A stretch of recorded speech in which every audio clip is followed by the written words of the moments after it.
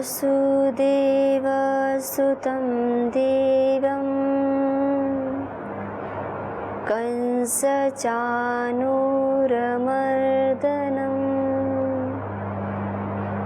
देवकी परमानन्दं नमामि योगेश्वरं नमामि योगेश्वरं नमामि योगेश्वरं। इस समस्त सृष्टि में जिसकी ही ऊर्जा ऊर्जान्वित हो रही है, जिनकी ही ऊर्जा से समस्त जीव अपनी समस्त क्रियाओं का संपादन कर पा रहे हैं, जिनकी ही कृपा प्रसाद से हम सभी इस संसार में रहते हुए अपने शुभ कर्मों का निष्पादन कर पा रहे हैं, ऐसे परम आनंद में श्री भगवान के चरणों में कोटिशः वंदन करते हुए, गुरुदेव के चरणों में कोटिशः नमन करते हुए, तो आइए हम सभी श्रीमद् भगवद गीता भक्ति योग का हम स्वाध्याय कर रहे हैं। अब योगेश्वर जी भक्ति की महिमा का बखान कर रहे हैं कि भक्ति का एक मनुष्य के जीवन में कितना बड़ा महत्व है, और कहा कि ऐसे लक्षणों का बखान कर रहे हैं कि जैसा कहते हैं कि जिन लक्षणों, जिन चिन्हों को, जिन सद्गुणों को अपनाकर, जैसा कि आगे कहते अहम भक्तः पराधीनो, कि जिन लक्षणों को अगर एक मनुष्य अपने जीवन में अपना ले तो कहते हैं अहम भक्तः पराधीनो, कि मैं फिर उस भक्त के पराधीन हो जाता हूँ। अर्थात जब एक साधक अपने जीवन में इन चिन्हों को अपना लेता है तो कहते हैं आगे चल के श्रीमद् भागवत में कहा जाता है कि अहम भक्तः पराधीनो, मैं उस भक्त के अधीन हो जाता हूँ। तो ऐसे ही हम उन शुभ गुणों का, उन शुभ लक्षणों का हम वर्णन कर रहे हैं कि जब एक मनुष्य में इतना सामर्थ्य आ सकता है कि वो भगवान को अपने अंग संग महसूस कर सकता है, उनको अपने अधीन कर सकता है। कैसे कि वह अपने जीवन को इतना निर्मल, इतना पवित्र बना ले। और वह कैसे हो सकता है? केवल और केवल जैसा कि हमने देखा था कि एक मांग ऐसी हो जाए, रिद्धि सिद्धि मांगू नहीं, मांगू तुमको एक, नित प्रति दर्शन साधु का, काहे कबीर मोह दे। जब ऐसी भावना हो जाती है तो योगेश्वर जी कहते हैं तो फिर वह भक्त भगवान को भी अपने अधीन कर लेता है, अर्थात भगवान उनके अंग संग प्रतिपल रहते हैं। तो इन्हीं गुणों का हम वर्णन कर रहे हैं। तो योगेश्वर जी कहते हैं कि उन्हीं वर्णों का वर्णन करते हुए कहते हैं कि अगले चरण में हे अर्जुन देखो कि जो ऐसे लक्षण हैं जिनको प्राप्त कर जीव मेरे को प्राप्त कर सकता है। तो कहते हैं अर्थात मेरा परम प्रिय हो सकता है। कितना अच्छा एक मार्ग बता रहे हैं। कहते हैं यो न हृष्यति न द्वेष्टि न शोचति न कांक्षति शुभाशुभ परित्यागी भक्तिमान्य समे प्रियः। कि ऐसा भक्त जो कभी हर्षित, अर्थात संसार के जो जड़ पदार्थों, व्यक्तियों से जब प्राप्त होते हैं तो कभी इतना हर्षित नहीं होता कि अपना आपा खो बैठे, हमेशा एक आनंद की स्थिति में रहता है। लेकिन और कभी भी किसी मनुष्य से मान लो किसी ने उसके प्रति कोई अपकार कर दिया, उससे वह द्वेष भी नहीं करता है और न शोक करता है, न किसी ऐसी चीज़ की कामना करता है जो उसको उसके प्रभु से विलग कर दे, और जो समस्त कर्मों को प्रभु में अर्पित कर देता है। तो कहते हैं वह साधक, वह मेरा परम भक्त है, वह मेरे को अत्यंत प्रिय है। तो योगेश्वर जी अपने प्रिय भक्तों के चरित्र का बखान कर रहे हैं। और देखो ये भक्ति तो ऐसी है कि कहते हैं कि इस भक्ति के लिए तो जब रामचरितमानस में आता है कि भगवान के जो हम कह रहे हैं कि यो मद भक्तः स मे प्रिय है, जो इन लक्षणों से युक्त होता है वह मेरे को प्रिय है। तो कहते हैं भगवान का प्रिय बनने के लिए तो क्या से क्या नहीं करता है मनुष्य, साधक जिसने जीवन की वास्तविकता को जान लिया है।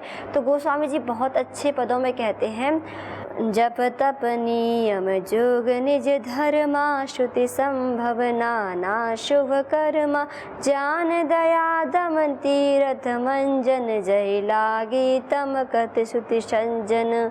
तो कहते हैं कि जप तप नियम योग नित्य श्रुतियों अर्थात वेद का स्वाध्याय करना और शुभ कर्म को करना, निरंतर एक ज्ञान में रहना, अपने संपूर्ण शरीर पर इंद्रियों पर अपना वशीकार करना, सभी भूतों पर दया करना, इस सब के लिए और तो और तीर्थों का स्नान करना अर्थात गुरु चरणों में जाना।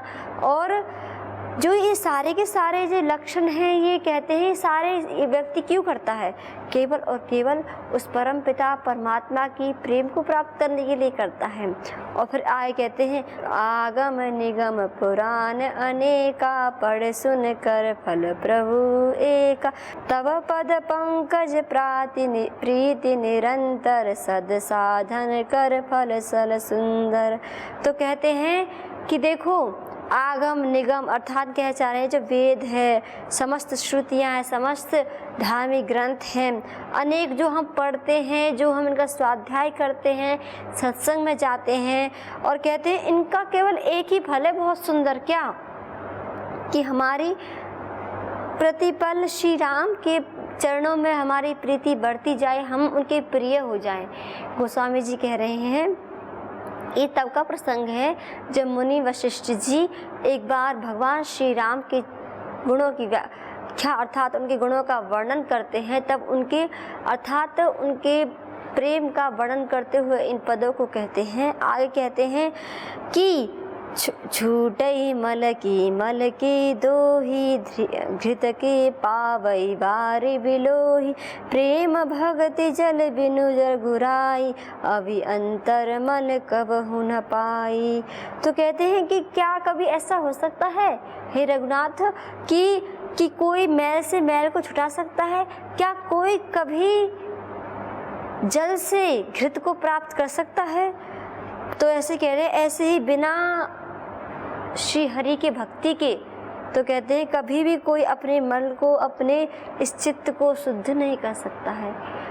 कोई भी उनकी भक्ति के बिना अपने जीवन में आनंद की प्राप्ति नहीं कर सकता है। और आगे कहते हैं, सोई सर्वज्ञ तज्ञ सोई पंडित सोई गुण रह विज्ञान अखंडित तच्छ सकल लक्षण सुत जो सोई जाके पद पंकज सरोज जाके पद सरोज रति होई। अब क्या कह रहे हैं देखिए कि कह रहे हैं कि देखो सब वही ज्ञानी है, वही पंडित है, वही सबसे बड़ा गुणग्राही है, वही सबसे बड़ा विज्ञानी है, कहते हैं वही सबसे बड़ा लक्षणों वाला है, वही सबसे बड़ा सौभाग्यशाली है कि जिनकी पल प्रतिपल उस परम पिता परमात्मा के चरणों में प्रीति हो, जिनको भगवान प्रिय हो और भगवान को वह प्रिय हो। तो यहाँ बता रहे हैं कि सबसे बड़ा कौन है संसार में। फिर आगे बताते हैं, बिनु सत्य संगन हरि कथा बिनु सत्य संगन हरि कथा तेहि बिन मोह न भाग मोह गए बिनु राम पद होई न दृढ़ अनुराग। आगे गोस्वामी जी बड़ा अच्छा बता रहे हैं कि कह रहे हैं कि देखो सत्संग के बिना हरि की कथा सुनने को नहीं मिलती, और जब तक हम भगवान का चिंतन मनन नहीं करेंगे तब तक हमारे हृदय का जो मैल है, जो मलिनता है, जो राग है, काम है, क्रोध है, द्वेष है, वह नहीं हटेगा।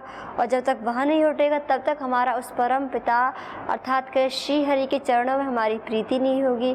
तो गोस्वामी जी कह रहे हैं कि सबसे प्रथम अगर आपको श्री हरि के चरणों में प्रीति करनी है तो कह रहे हैं इन सब का, जैसा कि योगेश्वर जी बता रहे हैं, सब दोषों को जो काम क्रोध राग द्वेष जो भी आपको भगवान से अर्थात अलग करने वाले हैं, जो आपको संसार की ओर तो खींचने वाले हैं लेकिन भगवान से अलग कर रहे हैं, तो कहते हैं कि उनसे आप दूर हट जाएं।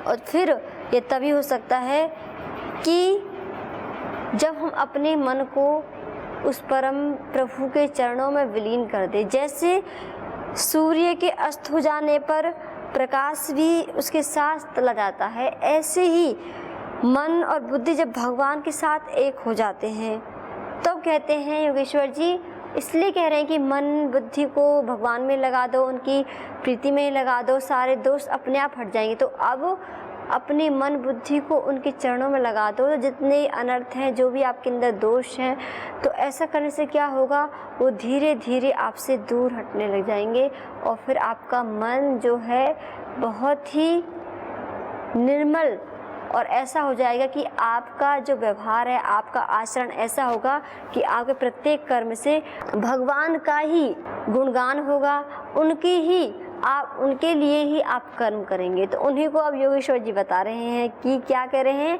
यो न हृष्यति न द्वेष्टि न शोचति न कांक्षति। कि देखो, एक तो ये जो सारे विकार है मन की ही हैं। किसी के अंदर प्रसन्नता आती है, कभी शोक आता है, कभी द्वेष आता है, कभी राग आता है, कभी द्वेष आता है, तो सारे मन के विकार है। इसलिए योगेश्वर ने कहा कि मन को मेरे में लगा दो। जब मन ही भगवान के मनन में, चिंतन में विलीन है, तो कह रहे हैं स्वतः ही आपका वो काम बन जाएगा। अब आगे ही योगेश्वर जी इस पद को, अब श्लोक को आगे हम बढ़ाते हैं।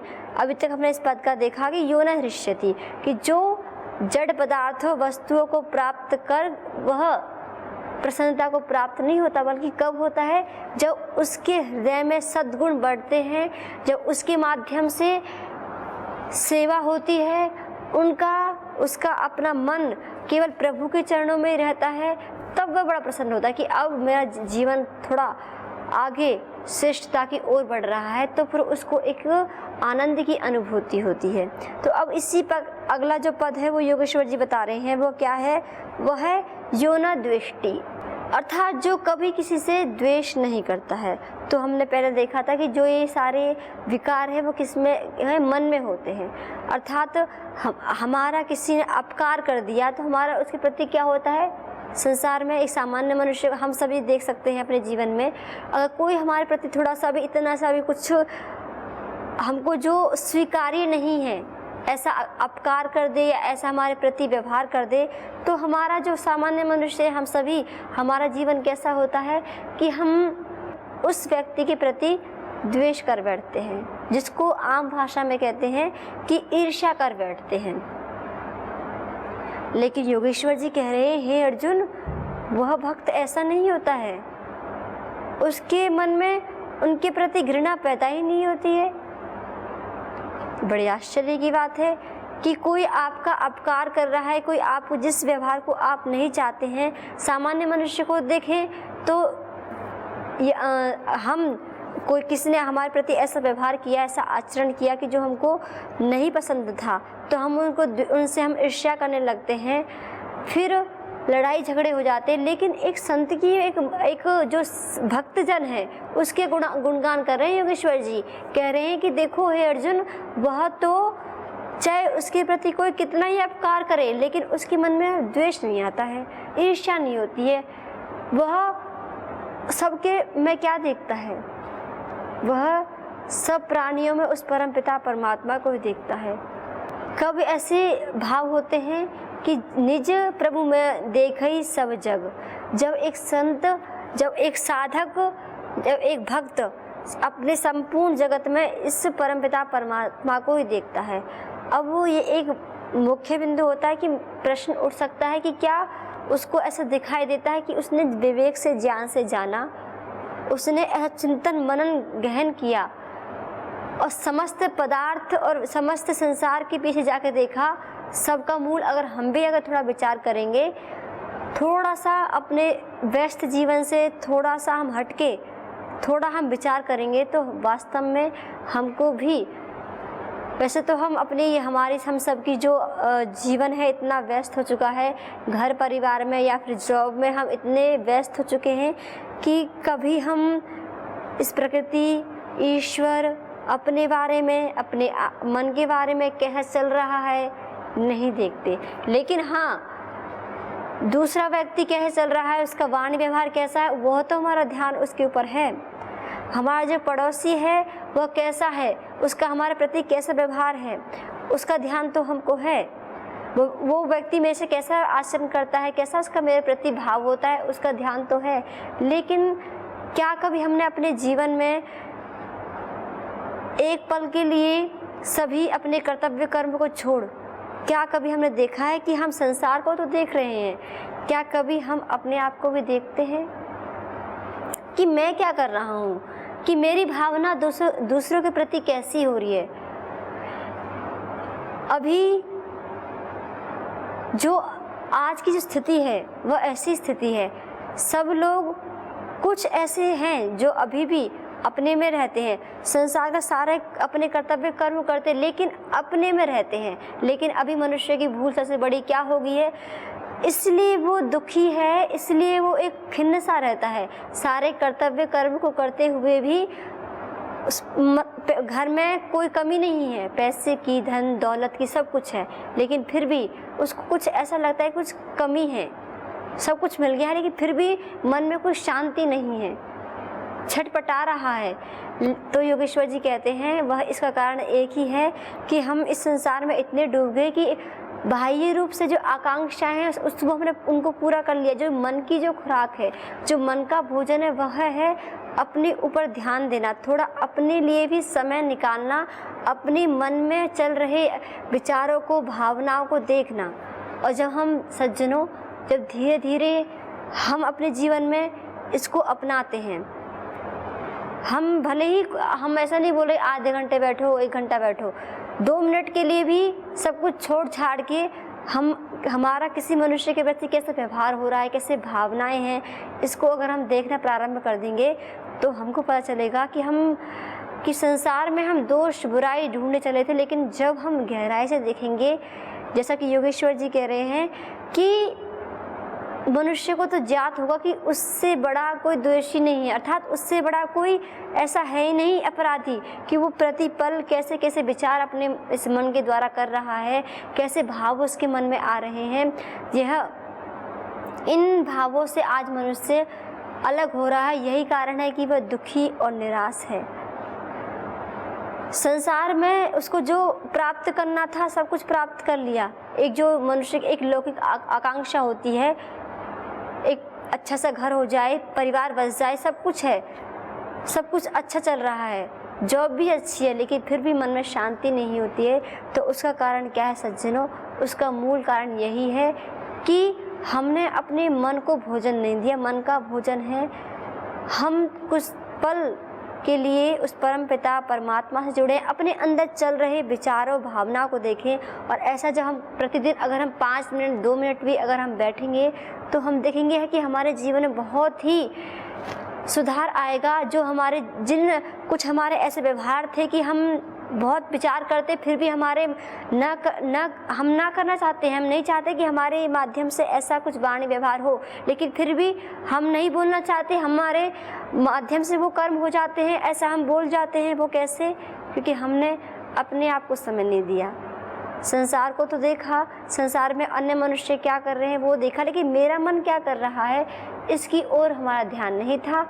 और इसके कारण ही मनुष्य दुखित होता रहता है। और जब तक उस मनुष्य की यह स्थिति नहीं आएगी कि वह अपने को नहीं देखेगा तो उसको समाधान नहीं मिलेगा। तो लेकिन जो एक भक्त होता है वो अपने आप को देखता है, और जब वो अपने आप को देखता है और फिर समस्त संसार में अपने परम प्रभु को ही देखता है। तो इसलिए योगेश्वर जी कह रहे हैं कि वह मनुष्य कभी किसी से द्वेष नहीं करता है। मान लो कोई उसका प्रति अपकार भी करता है, लेकिन फिर भी वह उसकी भावना उसके प्रति अच्छी ही होती है, क्योंकि उसके पीछे वो देख रहा है कि इसके प्रति वह पीछे कौन है, वह परमपिता परमात्मा ही है। अगर इसके अंदर कोई बुराई है तो यह उसने अपने व्यवहार से, अपने आचरण से, अपने मन में इकट्ठी कर ली है। अगर वो कर रहा है तो वो अज्ञानता के कारण कर रहा है। तो ऐसे ही हम देख सकते हैं, अनेकों उदाहरण हुए हैं, अनेकों हमारी भारतीय संस्कृति में तो उदाहरणों का कोई कमी नहीं है उदाहरणों की। तो ऐसे ही जैसे कि हम देख सकते हैं भक्त प्रहलाद के जीवन में कि कितने उनको यातनाएं दी गई, लेकिन फिर भी उनके प्रति द्वेष नहीं रहा। एक हमने बहुत अच्छा उदाहरण देखा था महर्षि दयानंद का कि उनके ही रसोइयों ने उनको जहर दे दिया, फिर भी उनके मन में उनके प्रति कोई एक अन्यथा भाव नहीं आया, बल्कि उनको खुद पैसे देकर उस गांव से दूर भगा दिया, विदेश में भेज दिया कि कहीं अगर उनके भक्तजनों को पता चलेगा तो उसको मार डालेंगे। तो ऐसी होती है एक संत की भावना, एक भक्त की भावना, क्योंकि वो उसका हृदय परम दयालु होता है और सब में वो उस अपने परम प्रभु को देख रहा होता है। इसका ही कारण है कि वह कभी भी किसी भी स्थिति में किसी मनुष्य से द्वेष नहीं करता है। तो अब आगे योगेश्वर जी कह रहे हैं न शोचति, अगले पद की व्याख्या करते हैं कि वह कभी शोक नहीं करता है।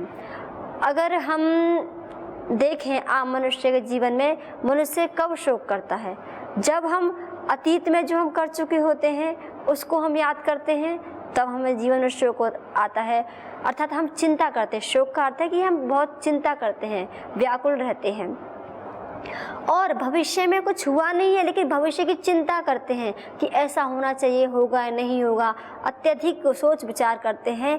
तो योगेश्वर जी कहते हैं कि जो अतीत का जो आपने जो पास्ट में जो किया है, पास्ट में और उसका फ्यूचर का जो आप जो इन विचारों में जो घूमते रहते हैं उसके कारण आपको शोक उत्पन्न होता है और उसके कारण क्या होता है, वर्तमान भी हमारा खराब हो जाता है। तो योगेश्वर जी कह रहे हैं कि जो भक्त होता है वह वर्तमान में जीता है और प्रतिपल प्रतिक्षण वह केवल और केवल ईश्वर के प्रति समर्पित होते हुए जीता है। इसी का कारण है कि वह अतीत में जो उसने किया है उसको छोड़ देता है, उसका और आगे भविष्य में क्या होगा वह उस परम पिता परमात्मा के ऊपर छोड़ देता है और अपने समस्त जो उसका कर्तव्य कर्म है उसको तो करेगा ही वो, लेकिन उसकी चिंता नहीं करेगा क्योंकि उसने अपनी डोर को उस परम पिता परमात्मा से बांध दिया है। तो बस इतना ही अंतर है एक साधारण मनुष्य में, हम सभी में, कि हम सब तो अपनी व्यर्थ फिजूल में ही जो हम चिंताएं करते रहते हैं, लेकिन एक भक्त, एक साधक क्या करता है, वह समस्त चिंता का भार उस परमेश्वर को सौंप देता है। लेकिन जो उसका कर्तव्य कर्म है, कोई भी उसका कर्म हो, उस कर्म को बड़े भक्ति भाव से करता है और ईश्वर को समर्पित कर देता है और चिंता नहीं करता कि आगे क्या होगा, केवल वो छोड़ देता है अपने परम प्रभु पे। तो आइए सज्जनों, ऐसा जीवन हम बनाएं तो हमारा जीवन भी एक शांति से, आनंद से युक्त हो जाएगा। तो हम भी आइए कुछ क्षणों के लिए अपने इस व्यस्त भरे जीवन में, व्यस्तता युक्त जीवन से कुछ क्षण अपने लिए निकालें, कुछ क्षणों के लिए अपने अंदर जाएं और अपने हो रही अंदर क्रियाकलापों को देखें। बाहर के वस्तुओं, व्यक्तियों को तो हम देखते हैं कि इनका हमारे प्रति कैसा भाव है, लेकिन हम क्या अपने मन के माध्यम से सोच रहे हैं, हमारा अन्य मनुष्य के प्रति क्या व्यवहार हो रहा है, इसका भी थोड़ा हम विचार करें। और हमने फिर अगला पद देखा कि वह मनुष्य कभी किसी से द्वेष नहीं करता है। क्यों नहीं करता है कि परम समस्त संसार में वह केवल अपने प्रभु को ही देखता है और कभी वह शोक नहीं करता। क्यों नहीं करता है? ना वह भविष्य की चिंता करता है, ना वह अतीत में जाता है, वर्तमान में जीता है और वर्तमान में अपने माध्यम से केवल और केवल अपने कर्तव्य कर्म का, शुभ कर्मों का निष्पादन करता है। कर्मों का निष्पादन करने के पश्चात कर्म का भार अपने ऊपर नहीं रहता कि इसका क्या फल होगा, कर्म फल भी उस परम पिता परमात्मा को सौंप देता है। तब वह एक भक्त मस्त रहता है, एक आनंद में रहता है। तो आइए सज्जनों, हम भी अपने जीवन को ऐसे आनंद से, ऐसे ही शांति से, एक परम दिव्य जो एक भाव है उनसे युक्त करें। तो आज हम योगेश्वर जी की इस परम दिव्य वाणी को यहीं विराम देते हैं। पुनः हम विचार करेंगे कि योगेश्वर जी एक साधक के जीवन को और उत्कृष्ट बनाने के लिए किन अपने अनमोल वचनों की वृष्टि करते हैं। आप सभी को ओम ओम शांति शांति शांति।